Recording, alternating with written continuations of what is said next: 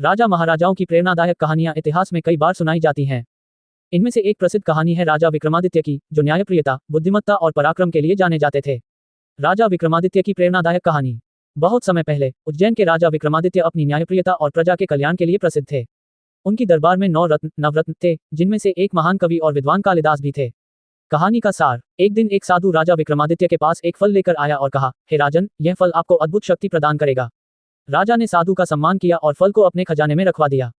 समय के साथ राजा ने देखा कि साधु बार बार इसी प्रकार फल लेकर आते हैं। राजा को शक हुआ, इसलिए उन्होंने फलों की जांच करवाई। जब फलों को काटा गया तो उनमें से कीमती रत्न निकले। राजा विक्रमादित्य ने साधु को बुलाकर सच्चाई जाननी चाहिए। साधु ने बताया कि वह राजा की परीक्षा ले रहा था कि राजा इन फलों का क्या करते हैं। राजा ने विनम्रता से कहा, मैंने यह फल अपने खजाने में इसलिए रखवाए ताकि इनका उपयोग राज्य और प्रजा के भले के लिए किया जा सके। साधु राजा की ईमानदारी और न्यायप्रियता से प्रभावित हुआ और उन्हें आशीर्वाद दिया। प्रेरणा। राजा विक्रमादित्य ने अपनी ईमानदारी, बुद्धिमत्ता और निस्वार्थता से एक आदर्श राजा का परिचय दिया। उन्होंने दिखाया कि सच्चा नेतृत्व केवल अपनी शक्ति के लिए नहीं, बल्कि प्रजा के कल्याण के लिए होता है।